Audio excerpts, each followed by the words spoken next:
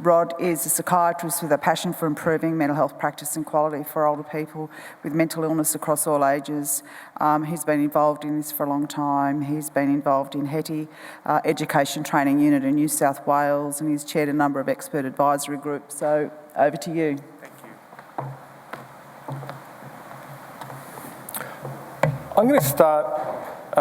First of all, I would like to acknowledge the acknowledgements that have happened already. And the reason I'm not going to keep saying the acknowledgements is I think we need to think about why we do acknowledgements. And we do them for a real reason. We acknowledge people and we acknowledge Aboriginal people and people with lived experience because they make a difference to what we do each day in what we do.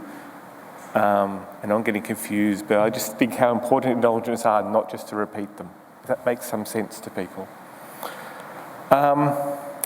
And so why am I talking? Why are we doing this? It's because it's about people. And so we talk about systems, we'll talk about figures, we'll talk about things we do, but it's about people. And in terms of improving mental health, improving physical health, if we can keep that in the centre and that each person is different, we're off to a good start. And I have had many roles, and I think each of those roles in a different way is going to influence what I'm going to talk to now. In particular, I've been a clinician, still a clinician. I've had to run services. I've been doing advice with the policy unit now for quite a while. And also, I'm a member of the community. So I hear what people say, and I think sometimes we forget that we need to bring those things together as we're looking at what is effective action. And I've also been looking at the interface between mental health and physical health for too long. And if I think about the journey overall, what I'd say is from a point of encouragement to a point of discouragement in terms of myself to growing encouragement again. Particularly with regards to older people. Older persons' mental health services, as I was trained, and I have to acknowledge that it's now a long time ago, longer than I care to think about, started from total integration of physical and mental health care. But the services were very small.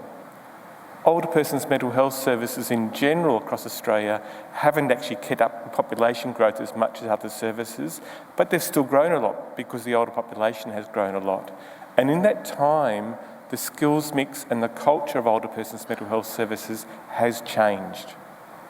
And in particular, that integration between physical and mental health care and the attitudes to that has changed, and it is not as strong as it was, but we've been looking at how we rebuild that. And that's really what I want to focus on, how do we rebuild that? The other journey I've had is also the journey of, in New South Wales actually had the first statewide policy and guidelines around the physical health care of people who are consumers of mental health services. And because I was the older person's advisor, I was handed that in a meeting where I couldn't say no. And I was told, oh, it's just about physical examination. So the reason I flagged that is one is that's about 10 years ago. Those guidelines, as we developed them, actually clearly were not just about physical examination. The other important thing about them was that they were clearly not just about older persons' mental health care. And over those 10 years, they've moved from being something where the attitude of services was about examination to where now the attitude of services, even if not all the practice, is it is about bringing together physical and mental health care. So we've come a long way in 10 years. But systemic improvement is difficult.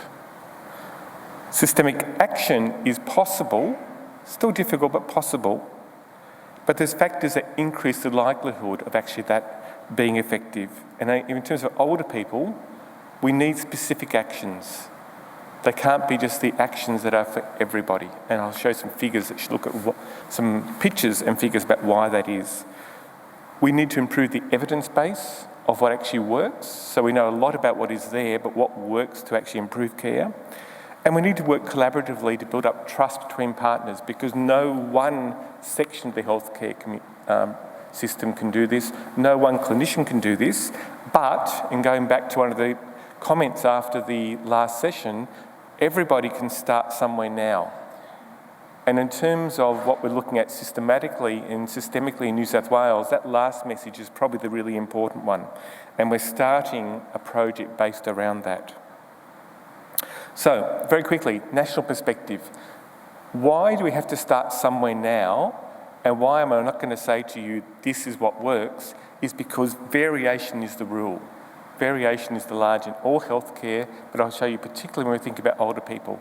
And that's vital if you think about implementation, because if you think what works in that population is going to work in yours and you're just going to move it across and do it, you're probably going to be disappointed. So I'm going to look at particularly information from the New South Wales Mental Health Commission's data analysis and also the Australian Atlas of Healthcare Variation. And also some data that comes from Medicare. So first of all, the pattern of access to care changes with age. And so if you look at this, and you particularly look at older people, you see that in terms of Medicare-funded services, so Kate put the data where you combine Medicare and PBS together. This is just look at the Medicare-funded services. What you see is that older people get less and less Medicare-funded services as they grow older. And if you go over 65 and you hope to see a psychologist in Australia, you're one of a very, very rare breed. What does that mean? That means that in terms of the sort of care that people get for their mental health condition changes markedly with age as well. And so this is New South Wales data. I'd be very surprised if the pattern is very different as you go across the country. And what it shows you is that if you're younger, you're most likely to get services, across all ages, there's a chance you'll get both, but in general, the younger you are, the more likely you are to get talking therapy, the older you are, the less likely you are, and the more likely you are to get medication. And if you happen to not live in the city, then you've got real problems in terms of access to treatment. But why is it important? This is the context. If you want to improve physical health care, you need to think about the partners will be different and the care people will be receiving will be different. And I said, well, you think this will be the same across the country, and the big pictures probably are, but what we also know is actually there's huge variation in mental health care in terms of where we got the data is around medication use as you go both within states, but also there are some things that change quite markedly from state to state. We don't know why, whole others talk about the why, but again, it's why we can't expect to pick up a solution from one place and just put it somewhere else and expect it to work. We have to understand what's happening for us locally. Why am I showing the pictures? Because actually the information about what is happening locally for most people is now there publicly available. But we don't often enough go to look at it.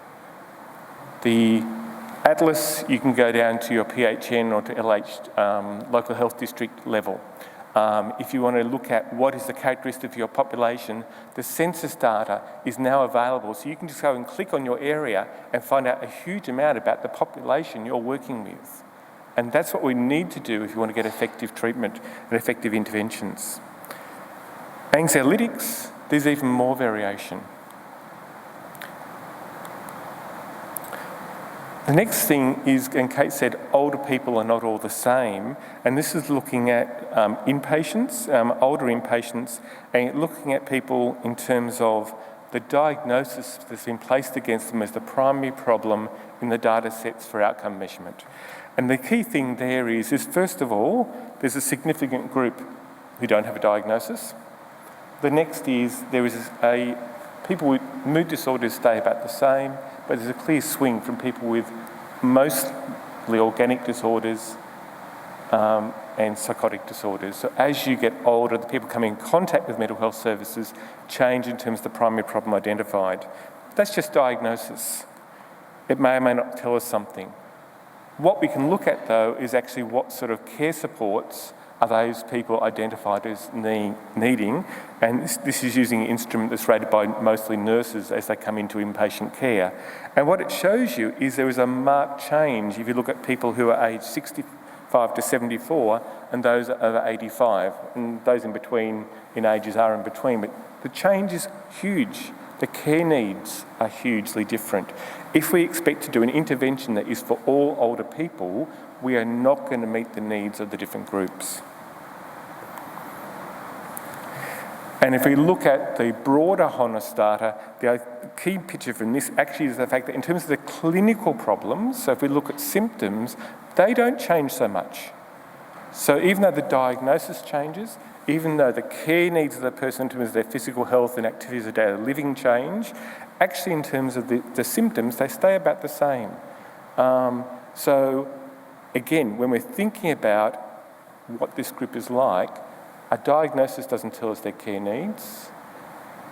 The age doesn't tell us their care needs. We need to understand it for each group, but groups will have significant differences. The other thing to think about with older people is recovery remains relevant to older people, but, and there's only one study that has so far actually asked older people about actually what they see as recovery meaning. It was in the UK. And the overall phrase they used to describe it in terms of what was both similar and different is recovery they saw as continuing to be me. The issue being that older people already have been through an awful lot of problems, often before they've had mental illness, or if they've had mental illness, they've learnt to cope with a whole lot of problems. They have an identity, and mental illness is just one more part of that identity. Again, why is it as important in terms of physical health care?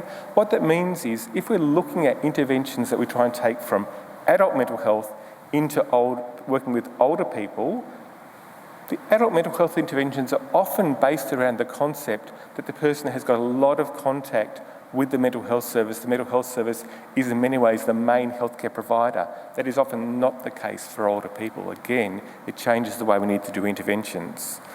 The other key thing in terms of recovery is that actually as older people develop cognitive impairment, they both do rely on and they want to rely on the person who is their primary carer, the person who's closest to them, to help them maintain their identity and to work very closely with them. So again, some quite different concepts about who we might be working with if we're trying to improve physical health care for older people. And Kate mentioned polypharmacy, but I don't think it is harmful to actually look at the degree of increase in psychotropic medication prescription for older people. It is really quite horrifying. That includes the whole range of psychotropic medications. But again, coming back to physical health care, it means when we're thinking about physical health care, the role of medication is really important to be thinking about in terms of interventions. And why are we still talking about this? I think it's hard to go past this. So this is actually a study that was done by the Human Rights Commission, and it looked at the way that older people are portrayed in the media. And then this is a word clouds that pulls out what are the key themes, the key words. And that's then when they interviewed people about what the impact of that was. Now, the thing we need to remember is that when we work with older people, when we work with anybody, we actually take on some of their perspective as well. It's not a one-way street. And so if the community feels that way, we're going to take on some of that as healthcare providers about what we think about older people. And then if older people are feeling that way, then that's how we start to feel about ourselves as service providers and about our services. So going back to the talk about rights, we do need to remember the rights of older people to actually have services looking beyond this way and the impact our society has upon us. Again, if you're thinking about working with older people, you need to remember that actually the interface with the NDIS is totally different for older people. And it's not as simple as 65, it's not relevant, nor is it as simple as under 65, it is always relevant. The key issue in terms of today is to realise very different rules. And so if you're thinking about interventions, you need to think about that. So, in New South Wales, we have been lucky because we've had the chance to actually have now a hopefully relatively coherent policy approach to older persons' mental health care for 10 years. We're the only state that's managed to do that. We've had a plan, the plan's been reviewed at halfway through. That let us then adjust our approach in the second half of the plan. We've also managed to develop models of care and evaluate those models of care. Within that, there has been a thread about what is easy to change and what is hard to change. And physical health care, unfortunately, is one of those ones that has sat in the harder to change area, despite the work around policy I've talked about already. So how have we tried to do, and what have we done that's relevant in that time? First of all, we have looked at the workforce, tried to understand what our workforce can do, what they can't do, what they feel they need more skills in, and we've looked at how can we try to support them. And in that, we've identified that in the mental health workforce, there is less confidence in working with people with dementia than people without dementia, with the broadest way of looking at that. Again, very different to what it would have been 20 years ago. And that comment I had about the fact that services are different. We've also found there's some lack of confidence around physical healthcare skills. Benchmarking has been really the way that we have tried to look at our whole service development. The reason I bring it up is because it's actually the way we have established our standards of care is by actually bringing together, first it was clinicians, managers and policy people into a room for 2 years really, discussing and trying to agree on what was good practice in different areas. So first of all, what areas we thought we should say is good practice, then actually defining what that good practice is. That then went into the self-audit tools that Kate was talking about, so that every year services then look against their practice to see actually what they think they're doing.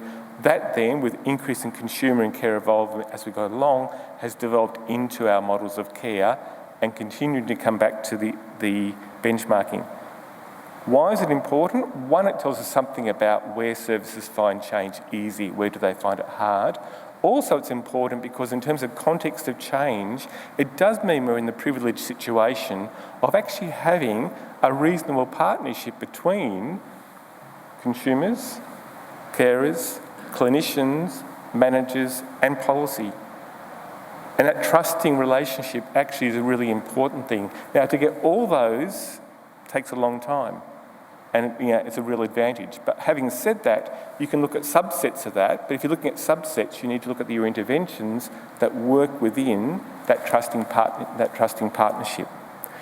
What have we found? We have found that recovery orientation was difficult, and we looked at an action to do something about that. And I'll talk about that briefly, because that's the model for what we're now going to do about physical health care.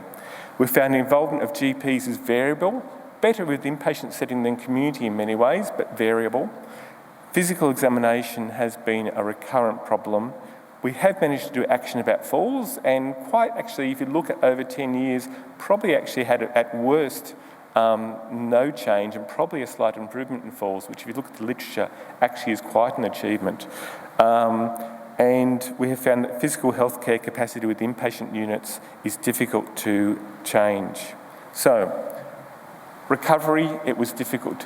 How do we then go about? Just talking about it in benchmarking, us looking at it saying we're not changing, wasn't changing it. So what we looked at was how do we develop a statewide project in an environment where we know there's a lot of variation and think about can we get improvement. And basically what we did is first of all we set up a project which had a steering group, which had all the stakeholders you would hope in that steering group. Next we actually said, well, we would like services to volunteer, they'd like to participate. So none of it was mandatory. Services had to put their hand up. Then we asked them to put their hand up of somebody who would participate as a champion within the service and a partner manager. So it wasn't just an individual, it was two people and there was management support. And then we looked at what could we provide them in terms of support about training and what is the evidence. And we did that in part by linking up with the people in the UK who actually had done the work I showed earlier and had done training around recovery in older people. And then we provided them with some tools around quality improvement. And more or less we said, all right, go out there and do something.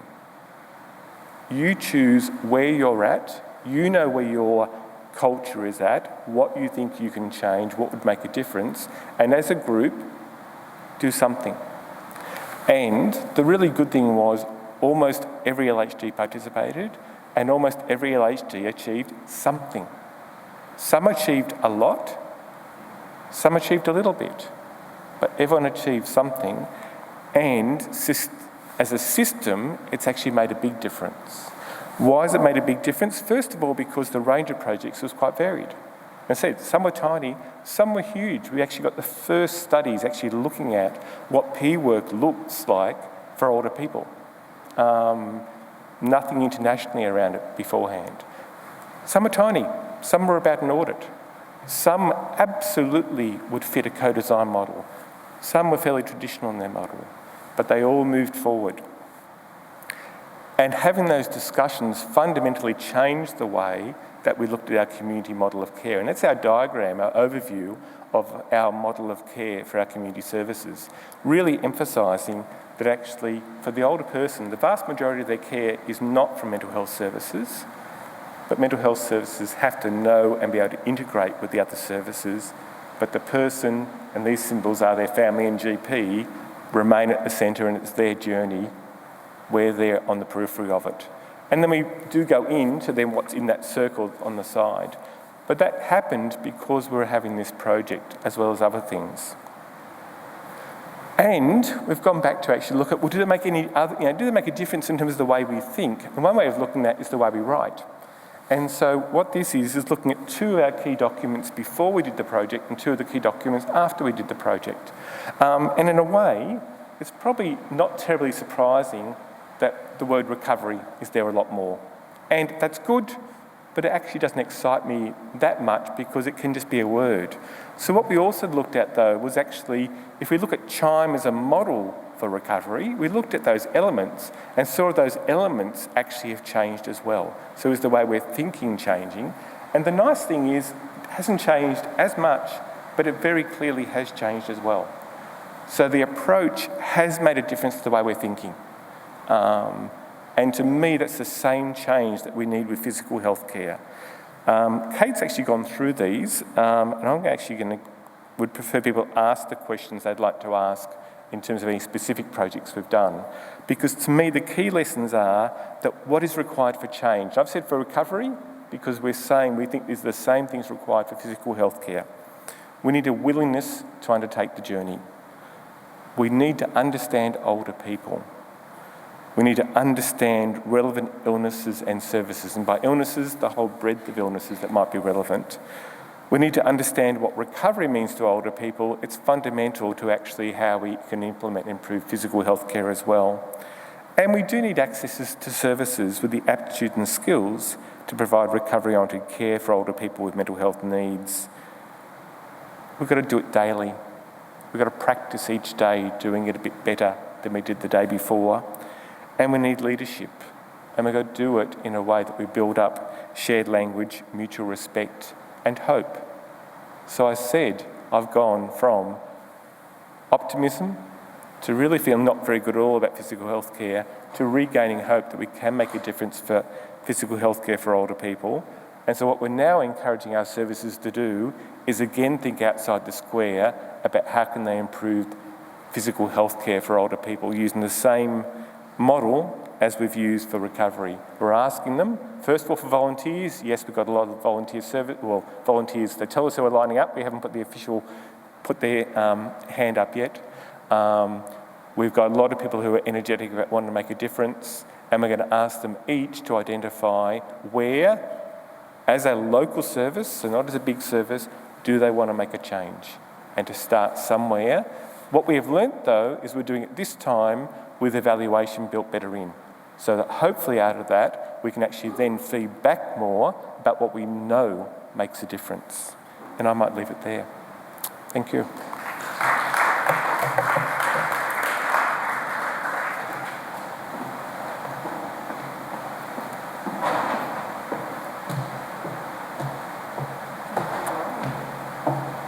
Do people have questions for Kate or Rod? Yes. So Kate, do you want to... Oh, there you are.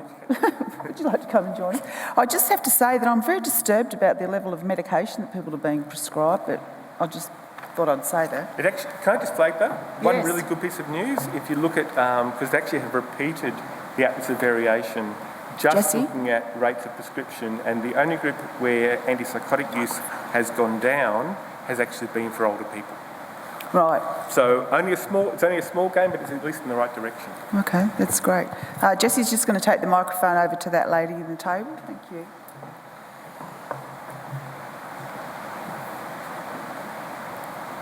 Thanks for your presentations. It's very exciting to see that you've actually got a framework for older persons' mental health specifically in New South Wales. We had a framework in Victoria in 1996 and nothing else since then. I think we've got two paragraphs in Mental Health Matters, the white paper. Physical health is absolutely mandatory to be integrated, but I'm wondering, as opposed to just looking specifically at mental health clinicians and mental health workforce, how can we translate that to our general health people as well? Particularly in acute inpatient units, the amount of people that get admitted, I didn't realise delirium was actually a mental health diagnosis, but that tends to happen. So people with behaviours of concern in medical general units come to our mental health units where they have 5 or 6 complex physical health issues, and they'd actually be better off being cared for in that environment with those resources, with perhaps some input from mental health assisting with that, as opposed to coming to a mental health unit and having met calls done every half an hour or whatever, or people who have behaviours of concern secondary to delirium or mental health issues being mechanically restrained in general wards and then shipped over. I just think that there's a gap. It's a very good starting point that for mental health professionals to be looking at this, but how do we actually translate that so we're really caring for people holistically and not stigmatising and not having people miss out on the physical health care because of those gaps? Yep. I mean, it's been a very long journey in New South Wales, and I wouldn't say we've got it all right, but I'll say some things that may be relevant. First of all, there has been a hope that has been forever that you can unify mental health and physical health care for older people. It can work beautifully until the leader changes, and then it totally falls apart. So I actually don't think it's a systemic solution. Love it if you have it for a short period of time, but it's not going to keep on going forever. So therefore, we've got to keep on building better bridges. So the more we can understand each other's roles, the more we'll work together. It is then, and it's got to be at the top, and it's got to be at each level between leaders. I think the next thing is that in New South Wales, one thing that wasn't planned but has happened over that 10 years is actually, is it everyone or all but one? Acute mental health service for older people has moved, everyone that was not on a general hospital site is now within a general hospital, on a general hospital site. So the more that you're together, again, the easier it is to actually do that care together. And the next is, and this is a bit heretical, so this is me, this is not policy. I actually think mental health, as I was trained, mental health care units for older people actually could do great physical health care. And I think we need to get back to that as well, so that we do all the other work. We want people doing where their strengths are, but we should be good enough on both sides and to actually be able to handle the grey area. Do we have any other questions for Kate or Rod? No. Look, I think clearly from those word maps you put up there, there's obviously something in terms of the whole community discourse that we have to change about older people, and I think that that's something we all need to think about, how we change that, because I think that's going to also impact on the number of people that are going to want to go into working in aged care services. And I've got a vested interest in us getting this better because I'm not getting any younger. So I think we all need to think about how we actually frame the conversations around older people. So can you thank Kate and Rod again, please? Thank you.